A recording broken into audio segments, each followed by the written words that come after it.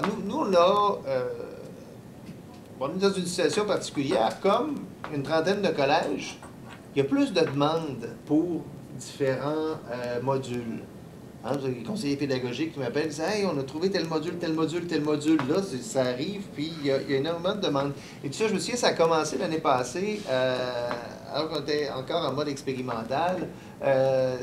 Bon, Collège de Lévis-Lauzon, Isabelle qui m'appelle « Hey, on a installé Big Blue Button chez nous, mais il y a un plugin qui permet de faire communiquer Big Blue Button avec Moodle. Regarde, je l'ai trouvé, peux-tu l'installer? » Je dis « Regarde, je vais tester ça. » Puis oui, OK, ça fonctionne, c'est beau, tu as ton module et tu peux communiquer directement avec Blue Button. Il y a un collège où, que je nommerai pas, par exemple, il y a une prof qui était une grande utilisatrice de Moodle, qui avait déjà son installation Moodle, mais qui utilisait tel module et voulait absolument l'avoir. Bon, OK, attends un peu, je vais vérifier, est-ce que ce module-là fonctionne bien, facile à installer, pose pas de problème. Et dans ce temps-là, ben, on en ajoute, ce qui fait qu'on a quand même quelque chose qui grossit. Ceci dit, chaque collège a la possibilité d'activer ou de désactiver certains modules. Donc, personne qui est obligé de tout prendre ce qu'on a à offrir. Mais c'est ça qu'on va garder. On va toujours garder l'œil ouvert puis essayer d'offrir les outils que les conseillers pédagogiques vont nous suggérer. C'est à titre d'exemple, cette année, on a un laboratoire de langue virtuelle en mode expérimental. C'est un truc qui a été développé par le campus Saint-Jean de l'Université d'Alberta. Ils font du développement Moodle. Et moyennant une petite contribution, ils nous hébergent ce service-là. Et bon, on le regarde, on en fait l'analyse cette année pour voir si éventuellement ça pourrait être intéressant, mais c'est un outil qui pourrait rendre service à des profs de langue. On l'a testé hier, ici même à Montmorency, donc ça a du potentiel. Donc il y a certains ajouts comme ça qui sont plus gros. On pense notamment au portfolio numérique, donc il y en a souvent question. Moodle communique bien avec Mahara. Il y a déjà un collège qui a fait l'intégration Moodle-Mahara, le Cégep de Jonquière, donc avec notre Moodle, ils ont un lien direct avec Mahara, une installation locale. On va regarder ça. Puis on collabore aussi à une nouvelle communauté de pratique avec des profs de maths qui regardent l'application WebWork, qui est un produit américain qui permet de faire des problèmes de maths complexes avec les étudiants. Donc, on garde les yeux ouverts et ce qui détermine nos orientations, bien, nous, on a un comité conseil, il y a des représentants des collèges qui siègent à ce comité-là, qui est présidé par Pierre, justement, et le comité conseil donne un avis à la corporation sur les orientations et le développement. Merci beaucoup, François. Y a-t-il quelqu'un qui a une question pour...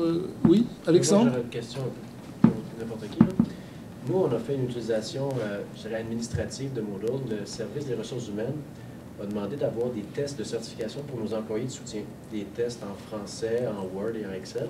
Donc, on a développé des questionnaires pour eux et c'est utilisé par le service des ressources humaines. Je voulais savoir s'il y avait d'autres applications plus administratives et moins, disons, pédagogiques de Moodle. Ben, moi, ce que je peux vous dire, c'est qu'au Collège Montmorency, ça fait déjà plusieurs années qu'on a le test d'embauche de français qui se faisait sur des clics, qui a été transféré sur Moodle, à la satisfaction de tout le monde. Et en ce moment, nous avons une demande auprès de la direction des ressources humaines pour faire en sorte que les autres employés puissent avoir accès à la passerelle qui mène vers Moodle, parce qu'il y a plusieurs utilisations qui naissent. Et par exemple, ne serait-ce que les techniciens de laboratoire qui vont être impliqués dans les cours, ben, eux, il faut qu'ils puissent entrer dans Moodle facilement. Et il y a bien d'autres utilisations qui sont en cours de gestation, je dirais.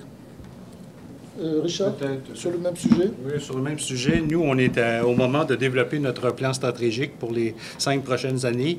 Et l'espace Moodle est le complément, disons, virtuel de la réflexion qui se fait actuellement dans le collège. Donc, il y a des forums de discussion. Tous les documents sont déposés sur le serveur Moodle. Donc, tout se passe donc actuellement de façon virtuelle sur le serveur Moodle. Tous les employés, tout le personnel du collège a accès.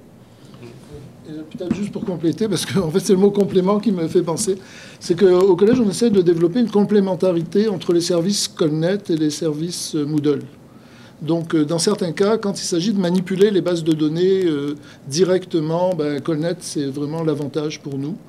Alors, on va vers Colnet pour toutes sortes de... Par exemple, il y a des projets pour l'évaluation de programmes, des choses comme ça. Et quand c'est de la pédagogie, là, plutôt que de développer dans Colnet, si ça existe déjà dans Moodle, à ce moment-là, on va plutôt vers Moodle. Ça, c'est grosso modo. Ça n'empêche pas d'avoir quelques employés qui ont des besoins dans Moodle. J'avais une question pour Richard. Richard, je pense qu'au Collège de Maisonneuve, vous avez au moins 500 profs. Ouais. Bon, fait que j'ai bien entendu qu'il y en avait peut-être 100 dans Moodle et qu'il y avait le double dans Léa. Ouais. Où sont les 200 autres? Les 200 autres n'utilisent pas les environnements virtuels. Ils utilisent simplement, ils utilisent Omnivox pour remettre les notes aux étudiants, mais ils déposent pas de documents en ligne, ils ne sont pas actifs en ligne. Donc, c'est pour ça qu'on a quand même 300 sur 450, plutôt que 500.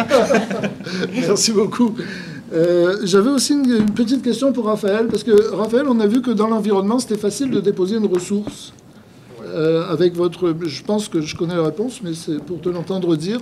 C'est que dans le cas de Moodle, ce qui paraît compliqué, ajouter une ressource, ajouter une activité, il y a quand même l'option, enfin au moins dans la configuration du déclic Moodle, il y a l'option afficher des éléments supplémentaires qui permet de consacrer une ressource à une équipe, à un groupe, en passant par le thème des groupements dans Moodle. C'est un thème auquel on devient vite familier, même si au début ça paraît complètement difficile. Et donc là, l'option n'est pas là. C'est-à-dire quand ils déposent une ressource pour toute la classe. Alors est-ce qu'après ils peuvent revenir autrement pour décider que c'est pour un groupement? Oui, bien sûr, oui. Ok, donc il faut revenir sur modifier. Ou modifier après, okay. Oui. Parfait. J'avais une question pour Marina. Marina, vous avez parlé d'un cours exclusif sur Moodle 2. Et ce que je n'ai pas trop compris, est-ce que c'est un cours de l'UQAM qui va être diffusé sur Moodle 2 ou c'est un cours sur Moodle 2 qui va être sur Moodle 2? Un cours de l'UQAM en management qui sera exclusivement en ligne. Donc complètement à distance sur Moodle 2. Voilà. Parfait. Est-ce que j'ai une question? J'ai une question pour Mireille. Je me serais sentie négligée. Non, mais c'est parce que vous avez parlé, ça a vraiment attiré mon attention sur le fait que certains étudiants avaient peut-être du mal à entrer dans un environnement numérique. Je voulais simplement vous demander... Je voulais justement vous demander si vous vous rappeliez que c'est l'habileté 4 du profil de sortie TIC des étudiants. C'est-à-dire que un autre... Non, mais parce que justement, c'est ça, c'est qu'un autre avantage de l'utilisation des TIC et des logiciels libres, c'est de penser qu'il n'y a pas seulement ce que les professeurs doivent faire, il y a ce que les étudiants doivent faire. Et les étudiants, d'après le profil de sortie, doivent pouvoir faire plusieurs choses. C'est pour ça que c'est intéressant quand ils peuvent avoir des logiciels facilement utilisables pour eux. Là, c'est un autre point. Mais il faut qu'ils soient capables d'entrer dans des plateformes et puis d'appliquer, parce que c'est la formation de l'étudiant, c'est la formation qu'il va demander pour aller à l'université, pour le monde du travail, et finalement comme citoyen, quand il va devoir se débrouiller avec le gouvernement en ligne, donc il faut qu'il puisse s'inscrire, etc. Donc vous avez conscience de ça? Est-ce que vous en parlez aux étudiants? Oui, j'en parle, puis j'ai aussi le petit dépliant que je trouve pratique, parce que quand je me retrouve avec des élèves très, très réticents, mais je sors mon dépliant et je lui dis, écoute, on s'attend à ce que tu développes des connaissances. Mais disons, en général, 90 de mes élèves sont d'accord, mais j'ai quand même un 10 %. Et la session dernière, j'avais un groupe, parce que chaque groupe est différent, la session dernière, j'avais un groupe particulièrement difficile où j'avais 25 % de résistance. Donc là, en tant qu'enseignante caméléon, j'ai essayé encore là de m'adapter parce que je ne voulais pas renoncer complètement à Moodle. Alors, ce que j'ai fait, je suis restée en classe pour ceux qui ne voulaient pas faire l'exercice. Puis, il y a une de ces jeunes filles, puis c'était surtout des jeunes filles qui étaient résistantes, m'ont dit, bien, moi, je ne suis pas venue au cégep pour utiliser l'ordinateur, je suis venue pour utiliser le papier puis le stylo. Alors, je suis restée vraiment tellement surprise par sa remarque que ça m'a poussée à faire un travail sur la technophobie. J'ai écrit sur ça. J'ai dit, parce qu'on ne pense pas que les jeunes sont technophobes. Alors, s'il y a Je suis prête à le publier, ce travail-là. En tout cas, c'était un de mes travaux pour Performa. J'ai écrit sur la technophobie et quoi faire pour venir à bout de ces élèves très, très réticents. Parce que ça existe. Mais disons que la majorité adopte Moodle facilement. Merci.